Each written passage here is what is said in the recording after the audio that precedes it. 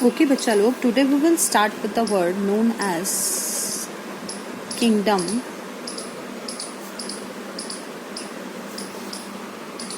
Porifera. देखो हम एक वर्ड से स्टार्ट करेंगे जिसके क्या कहते हैं, जिसको किंगडम पोरीफेरा कहते हैं।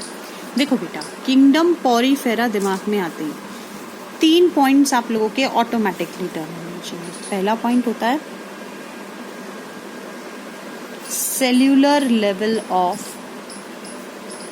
ऑर्गेनाइजेशन।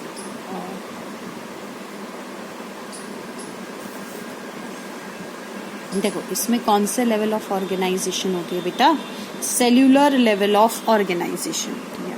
देखो दूसरा वर्ड क्या कहता है, दूसरा वर्ड कहता है that is they are diploblastic. देखो कैसे होते हैं बेटा, ये डिप्लोब्लास्टिक होते हैं। डिप्लोब्लास्टिक का क्या मतलब होता है, डिप्लोब्लास्टिक का मतलब होता है that is having 2 germ layers. इनमें कितनी जर्म लेयर्स होती हैं बेटा, 2 जर्म लेयर्स होती हैं। डिप्लोब्लास्टिक का मतलब हैविंग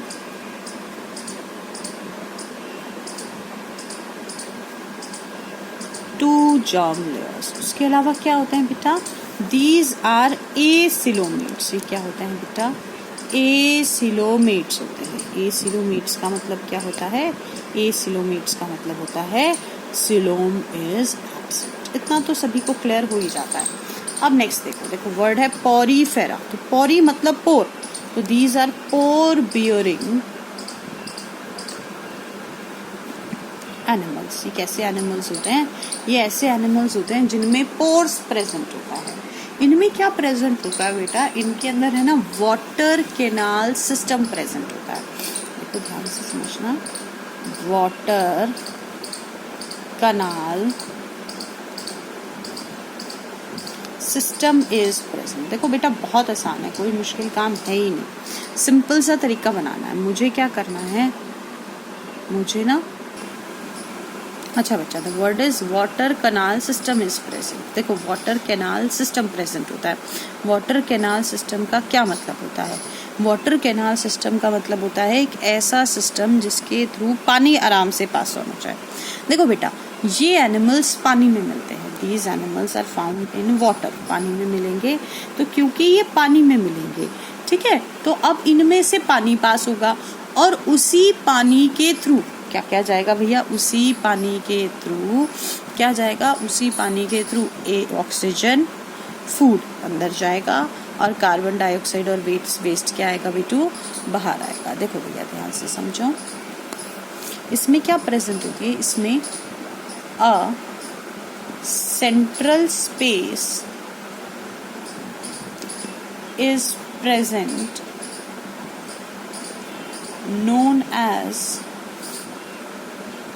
स्पॉन्जोसील। देखो एक सेंटर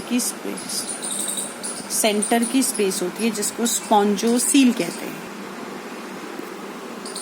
देखो cellular level of organisation, 2 germ layers, acoelomate, coelom is absent, pore bearing body, water canal system, एक बीच में स्पेस होती है जिसको स्पॉन्जोसील कहते हैं। These are also known as sponges. देखो इनको क्या कहते हैं, इनको स्पॉन्जेस भी कहते हैं, ध्यान से सुनना।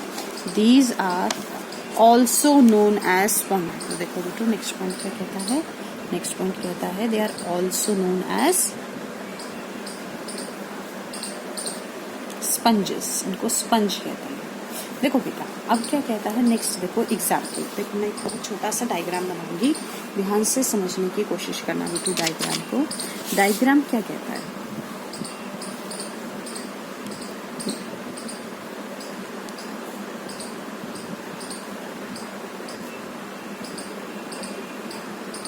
This diagram is of साइकन। किसका डायग्राम है बेटा, साइकन का डायग्राम, ठीक है ना। इसका एग्जाम्पल में भी हम कह सकते हैं कि साइकन इज द एग्जाम्पल। अब ध्यान से देखो प्लीज कैसे काम करेगा। इस साइकन के अंदर चारों तरफ छोटे छोटे पोर्स होते हैं। These छोटे छोटे pores are known as ostia. या इन छोटे छोटे पोर्स को क्या कहते हैं मेरा बेटा, इन छोटे छोटे पोर्स को ऑस्टिया कहते हैं। इस छोटा छोटा pores are known as ostia. देखो नया वर्ड है तो 2-3 बार बोल के देख लेना। The word is ostia, ostia, ostia, ostia, ostia. अब इस ऑस्टिया से पतली पतली कनाल्स निकलती हैं। ये देखो, ये कनाल, ये दूसरी कनाल, ये तीसरी, ये चौथी, ये पांचवी, ये नेक्स्ट, ये नेक्स्ट। ऐसी इससे भी कॉन्टिन्यूअस वे में छोटी छोटी ट्यूब्स जैसे स्ट्रक्चर्स हैं। On these tubes like structures open, देखो अब these tubes like structures are known as canals, and these open into a cavity which is known as, or a space which is known as spongiocele। देखो अभी अभी ऊपर नाम बताया था, the word is spongiocele,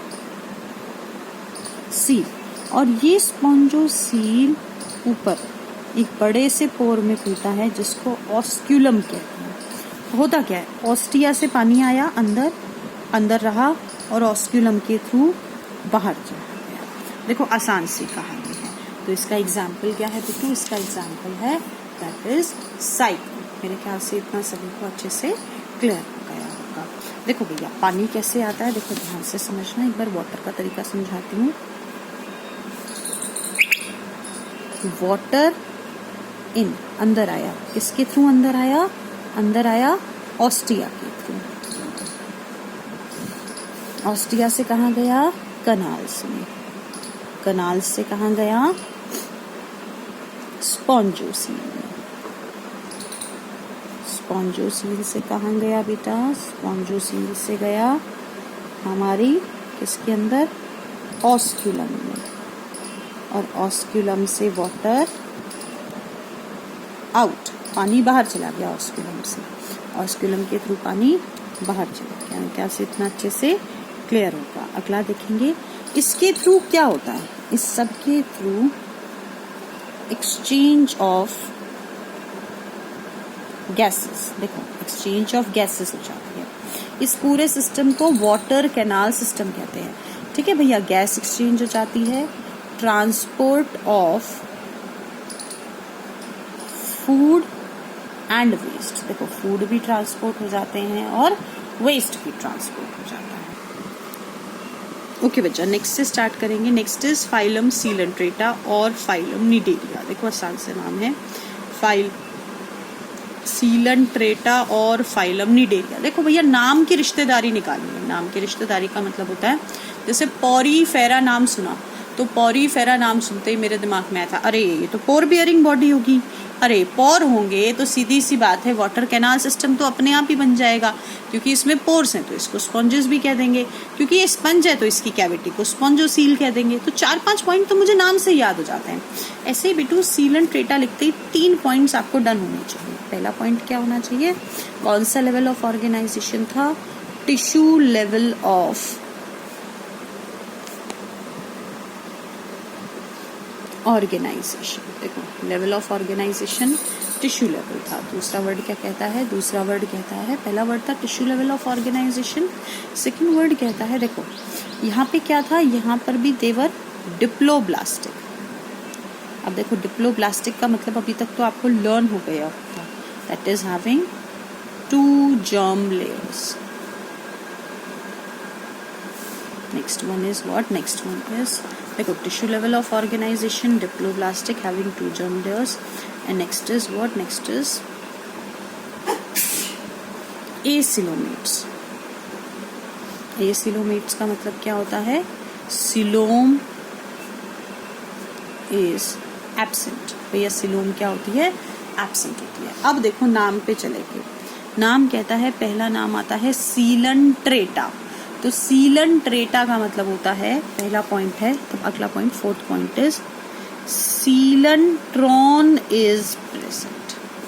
देखो अब कोई पूछे भैया इसके नाम से क्या समझ आया, बोले भैया तेरा नाम सीलेंट्रेटा तो तेरे नए क्या प्रेजेंट होगी, सीलेंट्रॉन होगी। देखो ध्यान से समझो, सीलेंट्रॉन इज प्रेजेंट। सीलेंट्रॉन का मतलब क्या होता है, सीलेंट्रॉन का मतलब होता है गैस्ट्रोवस्कुलर कैविटी। देखो सीलेंट्रॉन मतलब गैस्ट्रोवस्कुलर कैविटी। गैस्ट्रोवस्कुलर कैविटी का मतलब समझो, गैस्ट्रो का मतलब होता है डाइजेशन, जो डाइजेशन करे, और वस्कुलर का मतलब होता है ट्रांसपोर्टेशन,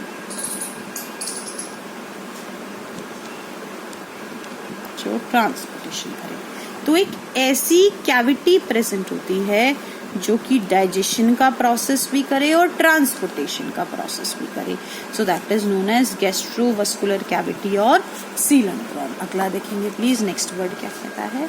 नेक्स्ट वर्ड कहता है कि गैस्ट्रोवस्कुलर कैविटी के बाद देखो दूसरा नाम इसका था नीडेरिया, तो इनमें क्या प्रेजेंट होता है बेटा, इसमें नीडोब्लास्ट आर प्रेजेंट। देखो ध्यान से देखो क्या प्रेजेंट होते हैं, cnidoblast are present, cnidoblast present होते हैं। नीडोब्लास्ट का मतलब क्या होता है मेरा बेटा, नीडोब्लास्ट का मतलब होता है स्टिंगिंग सेल्स, स्टिंगिंग का मतलब डंक मारने वाले सेल्स, तो नीडोब्लास्ट का मतलब होता है that is stinging cells are present. Stinging cells क्या होते हैं बेटू, प्रेजेंट होते हैं, डंक मार देते हैं ये सेल्स। अच्छा भैया नेक्स्ट वर्ड क्या आता है, नेक्स्ट वर्ड आता है दैट इज, तो नीडोब्लास्ट है, एक इसमें टेंटिकल्स होते हैं, tentacles are present. Tentacles word हम लोगों ने पहले पढ़ा हुआ होता है बेटू 7th क्लास में, 8th क्लास में। जैसे ही हम हाइड्रा का डायग्राम बनाते हैं, पता नहीं आपने बनाया था कि नहीं बनाया था, पर हाइड्रा के डायग्राम में हम एक लेबलिंग करते हैं, उसके फिंगर जैसे स्ट्रक्चर्स होते हैं, जिसको क्या कहते हैं, टेंटिकल्स कहते हैं। अगला वर्ड देखेंगे प्लीज, नेक्स्ट वर्ड क्या कहता है मेरा बेटा, नेक्स्ट वर्ड कहता है दे फॉर्म कोरल रीफ्स। ये कोरल रीफ्स बनाते हैं भैया। देखो ये कोरल रीफ्स आप लोगों के एसएसटी के भी एक चैप्टर में है, आप कहते हो फ्लोटिंग आइलैंड्स। कोरल रीफ्स का मतलब होता है फ्लोटिंग आइलैंड्स। तो ये अपने बाहर एक स्केलेटन बना लेते हैं जो कि कैल्शियम कार्बोनेट का होता है, जो कि पानी के ऊपर तैरने लग जाता है। आप लोगों की एसएसटी के शायद ज्योग्राफी के 1st या 2nd चैप्टर के अंदर है, ठीक है, कोरल रीफ्स के बारे में बता रखा है। किसी को भी पता हो कि कोरल रीफ्स कहाँ मिलते हैं देखेंगे और कमेंट सेक्शन में डालेंगे, तो मुझे कंफर्म हो जाएगा ना कि उस बच्चे ने वीडियो देखी है, ठीक है भैया। अच्छा भैया अब इसके एग्जाम्पल्स की बारी आई। एग्जाम्पल्स कौन कौन से हैं, पहला एग्जाम्पल होता है दैट इज फाइसीलिया। देखो ऐसे टोपी जैसा स्ट्रक्चर बनाना, अरे ये कैप जैसा स्ट्रक्चर बड़ा इंपॉर्टेंट होता है। Physalia is very important, you know what, इसको पोर्तुगीज मैन ऑफ वॉर भी कहते हैं। इसको पोर्तुगीज मैन ऑफ वॉर इसलिए कहते हैं क्योंकि ये पुर्तगाल कंट्री की तरफ से लड़ा था। It is found in water, और जब पुर्तगाल कंट्री पे अटैक करने के लिए दूसरी कंट्री की ट्रूप आ रही थी, आर्मी ट्रूप, ट्रूप का मतलब होता है टुकड़ी, सेना की टुकड़ी आ रही थी, तो उस टुकड़ी पे अटैक करा था इसने। अब ऐसा नहीं है मैं झूठी स्टोरी सुना रही हूँ, ऐसा मैं बिल्कुल अच्छी सच्ची स्टोरी सुना रही हूँ, ध्यान से सुनो कैसे अटैक करा था इसने अटैक करा था क्योंकि उन लोगों को पता ही नहीं चला ये कोई लिविंग ऑर्गेनिज्म है, उनको लगा ये कोई पत्थर जैसा ऑर्गेनिज्म है। वो इसके ऊपर पैर रखते हुए चले गए, चलते चले गए और भैया फाइसेलिया के पास क्या प्रेजेंट थे, फाइसेलिया, क्योंकि ये तो सीलेंट्रेटा और निडेरिया का एग्जाम्पल है, तो इस पे तो नीडोब्लास्ट थे, तो इसने नीडोब्लास्ट से उनको डंक मार दिया और पूरी की पूरी सेना ही मर गई। देखो दूसरा एग्जाम्पल क्या है, दूसरा एग्जाम्पल है हाइड्रा। आसान सा डायग्राम है, ऐसा बनाया,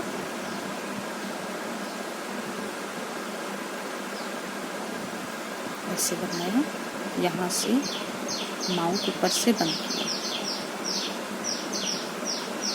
1 2 बस टेंटिकल्स बना दो।